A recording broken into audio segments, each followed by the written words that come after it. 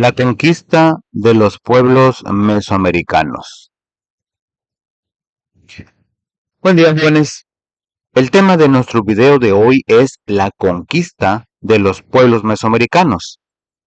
Ahora bien, antes de entrar de lleno al desarrollo del tema, quiero que imaginen por un momento.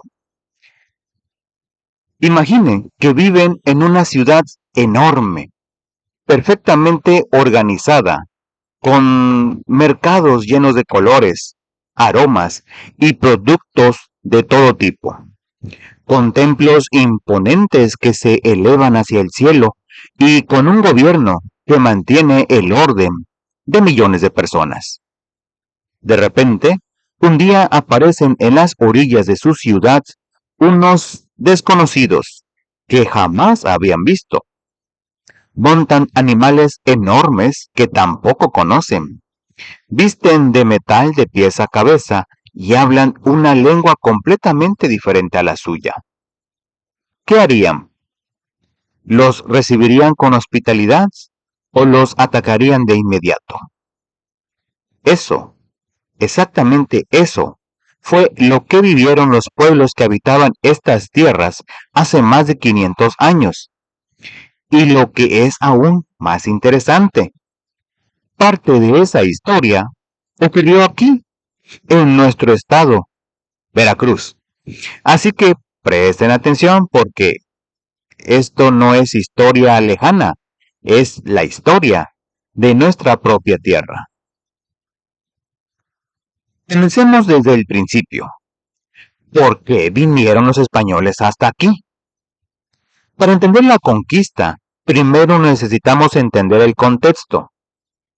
A finales del siglo XV, España era una nación que acababa de unificarse después de siglos de guerra y conflictos internos.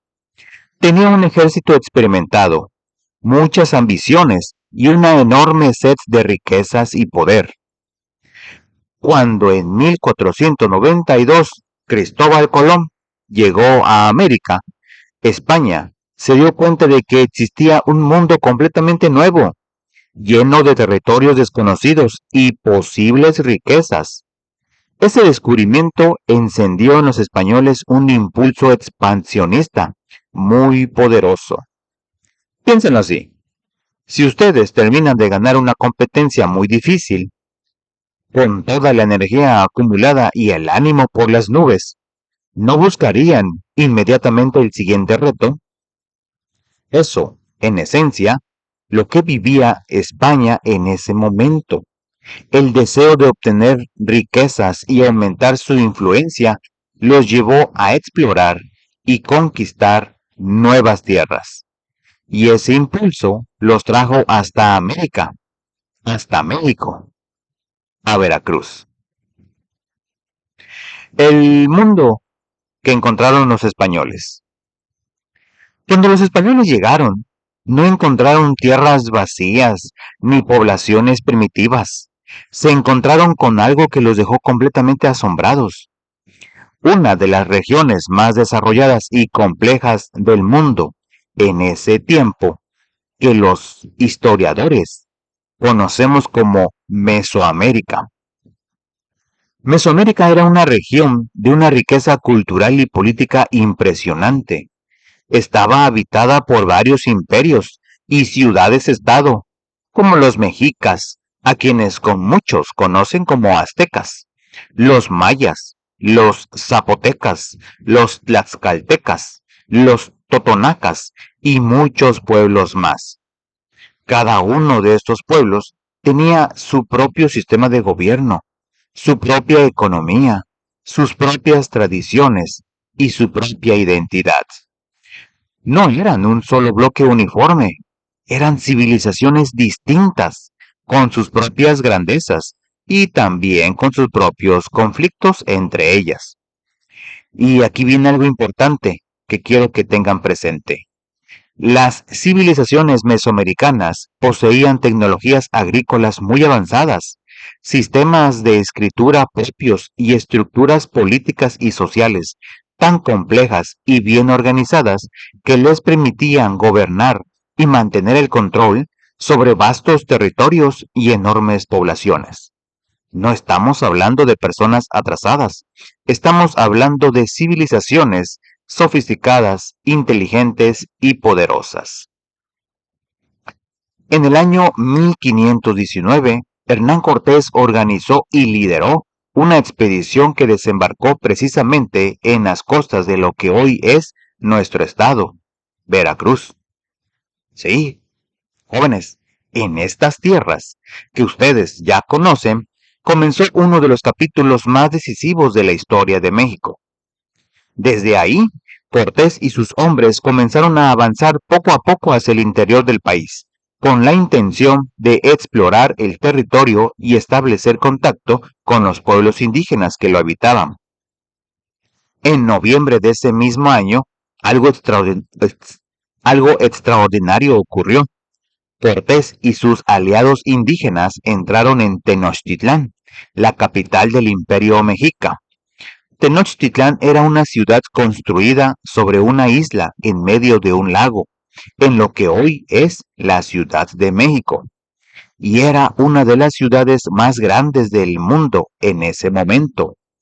Fueron recibidos inicialmente con hospitalidad por el emperador Moctezuma II, quien los alojó en el palacio de su padre. ¿Y cuál fue la reacción de los españoles al ver la ciudad? Por un lado, quedaron maravillados. Los impresionantes templos y los mercados perfectamente organizados de Tenochtitlán y Tlatelolco los dejaron sin palabras.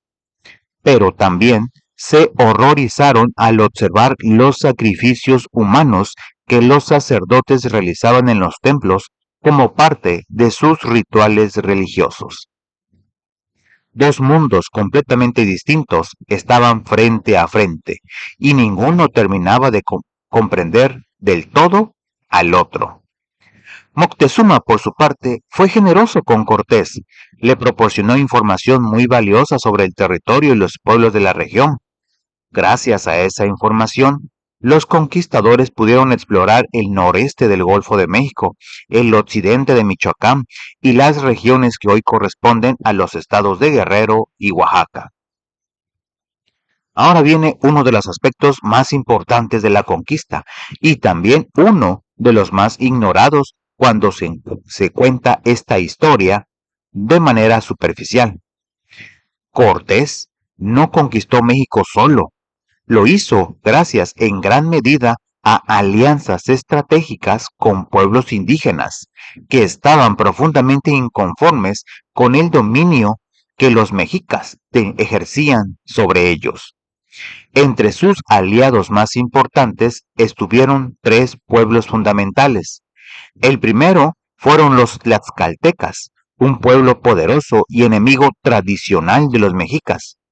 Aunque al principio se enfrentaron militarmente a Cortés, pronto vieron en los españoles una oportunidad para liberarse del yugo mexica y decidieron aliarse con ellos. Su apoyo fue absolutamente decisivo, tanto en las batallas que se libraron a lo largo del camino como durante el posterior sitio final de Tenochtitlán.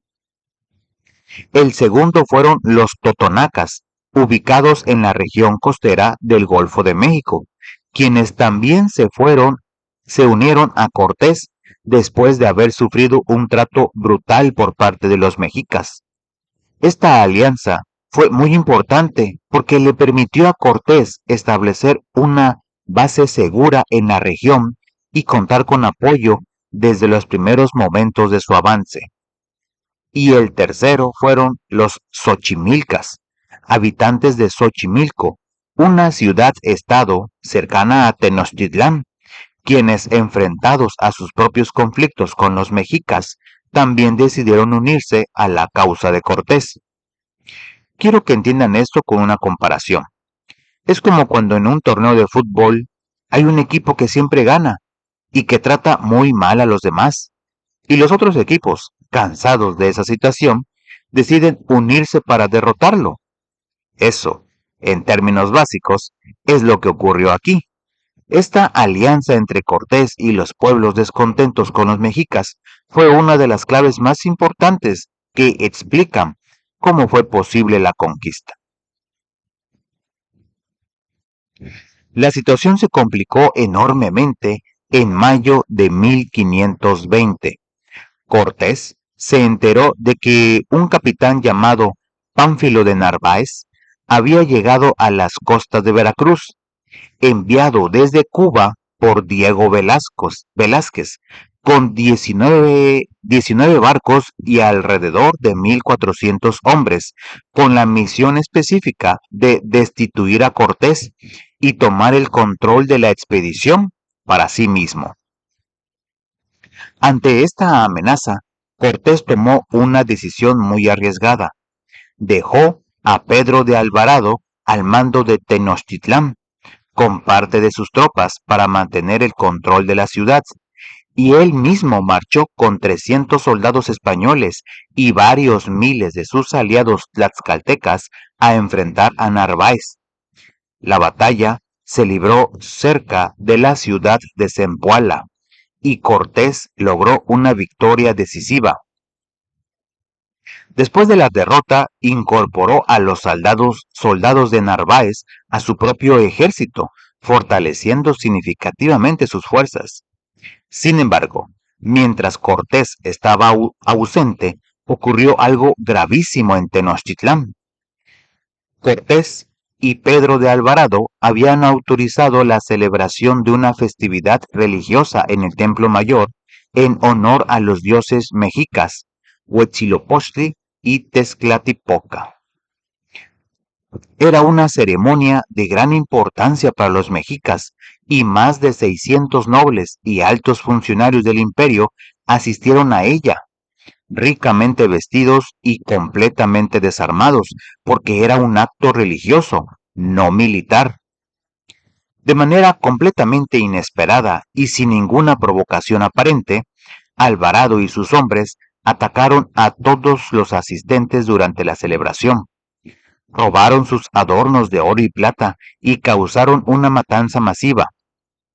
Este acto es conocido históricamente como la Matanza del Templo Mayor, y sus consecuencias fueron devastadoras para los españoles.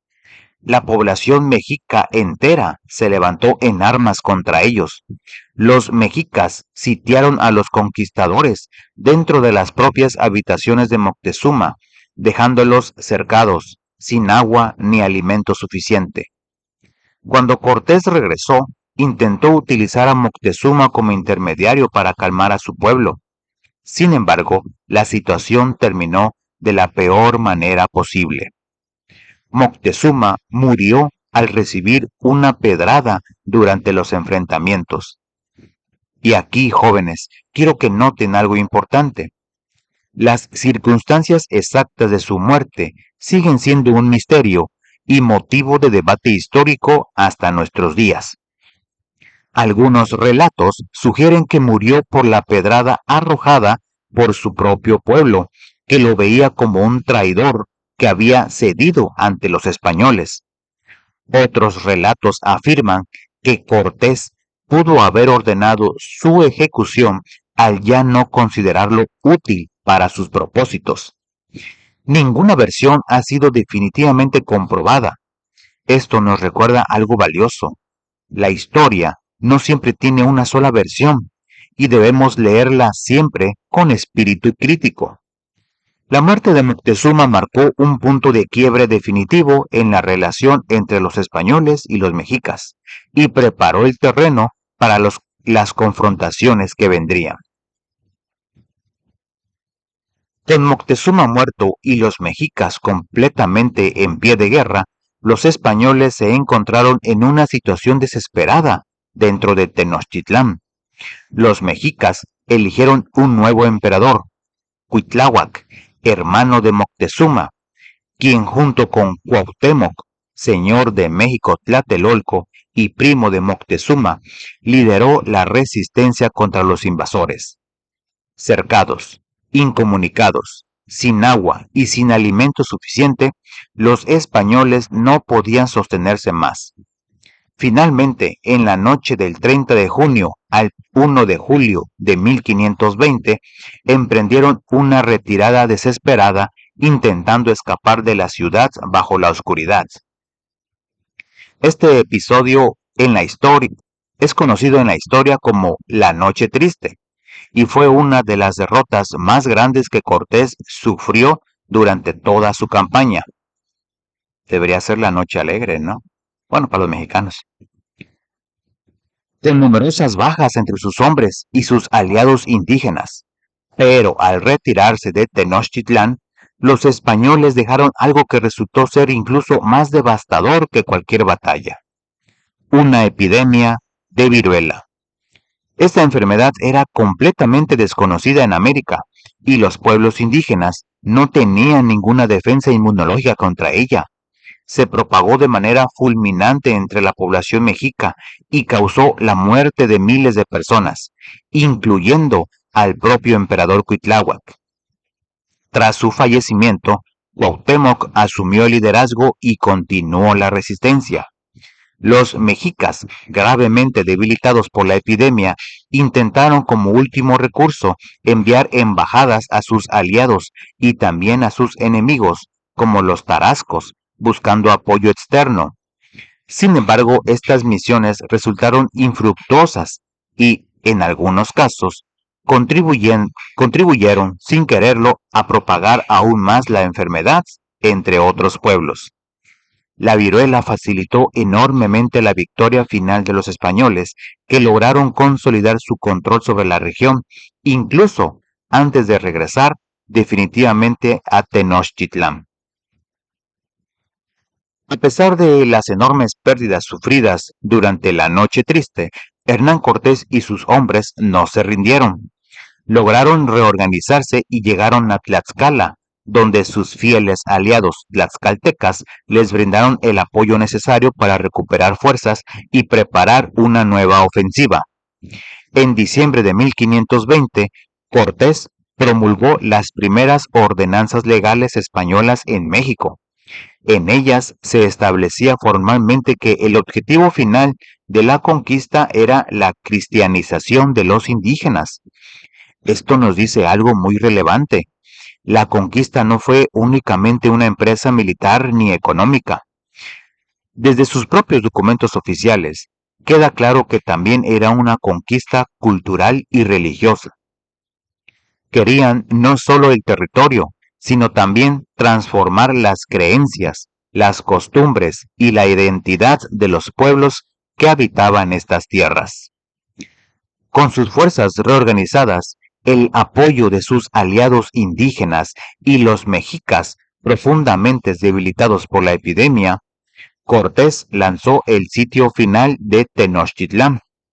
Fue un asedio largo y brutal, con batallas constantes, tanto por tierra como por el lago que rodeaba la ciudad. Finalmente, el 13 de agosto de 1521, Cuauhtémoc fue capturado mientras intentaba escapar en una canoa. Con su captura, la resistencia mexica llegó a su fin. Tenochtitlán había caído y con ella el imperio mexica.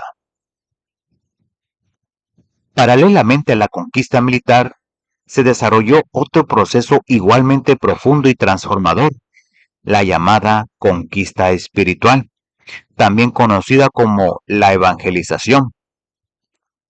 Con los conquistadores españoles llegaron también misioneros de diversas órdenes religiosas: franciscanos, dominicos, agustinos y jesuitas, todos con la misión de convertir al cristianismo a los pueblos indígenas. Estos misioneros fueron fundamentales en ese proceso. Utilizaron métodos variados para cumplir su misión. Predicaban el Evangelio, construían iglesias sobre o cerca de los lugares sagrados indígenas, creaban escuelas y enseñaban a los indígenas a leer y a escribir, tanto en español como en sus propias lenguas. Sin embargo, el resultado de todo esto no fue una conversión simple ni completa al cristianismo. Lo que ocurrió fue algo mucho más rico y complejo. un proceso que los estudiosos llaman sincretismo religioso, es decir, una fusión de creencias. Las prácticas, los rituales y las deidades indígenas no desaparecieron del todo, se fueron incorporando gradualmente al nuevo sistema religioso, mezclándose con los elementos del catolicismo y dando lugar a una espiritualidad única, profundamente mexicana. ¿Quieren un ejemplo concreto? Piensen en el Día de Muertos. Esa celebración tan nuestra, tan mexicana, es el resultado perfecto de ese sincretismo. Combina la creencia católica en la vida después de la muerte con las antiguas tradiciones mesoamericanas de honrar y recordar a los ancestros. No es puramente indígena ni puramente española, es mexicana y lleva en su esencia la huella de ese encuentro de mundos que ocurrió hace 5 siglos. Bien, jóvenes, hemos llegado al cierre de nuestro video y quiero hacer un breve recorrido por lo más importante. Aprendimos que la conquista de los pueblos mesoamericanos fue un proceso extraordinariamente complejo que comenzó en 1519 con la llegada de Hernán Cortés a las costas de Veracruz y concluyó en 1521 con la caída de Tenochtitlán. No fue una simple invasión de un ejército poderoso sobre pueblos indefensos, fue el encuentro violento, dramático y transformador de dos mundos completamente distintos, impulsado por ambiciones de riqueza, poder y expansión religiosa. Vimos que Mesoamérica era una región habitada por civilizaciones brillantes y desarrolladas, con tecnología, escritura, gobierno y economía propios. Entendimos que Cortés no actuó solo, sino que supo aprovechar los conflictos internos entre los pueblos mesoamericanos para construir alianzas que fueron decisivas para el éxito de su campaña. Comprendimos que la epidemia de viruela fue tan o más destructiva que cualquier batalla, y aprendimos que la conquista espiritual dio origen a ese sincretismo cultural que todavía hoy define muchas de las tradiciones más queridas de nuestro México. Quiero cerrar con algo fundamental. Conocer esta historia con honestidad, sin simplificarla ni idealizarla, les permite entender algo muy valioso. Ustedes, jóvenes, son el resultado de ese encuentro de mundos. Cada tradición que celebran, cada palabra de origen náhuatl que usan sin darse cuenta, como chocolate, tomate o aguacate, cada platillo que comen, cada danza que bailan, lleva en su interior la huella de ese proceso histórico. Los invito a que investiguen, a que pregunten a sus familias y en su comunidad sobre sus tradiciones, a que nunca se conformen con una sola visión de la historia y a que recuerden siempre que un pueblo que conoce su historia tiene las herramientas para construir un mejor futuro. Muchas gracias por su atención, jóvenes. Eso es todo por este video. Recuerden suscribirse al canal, denle me gusta, comenten y compartan. Saludos.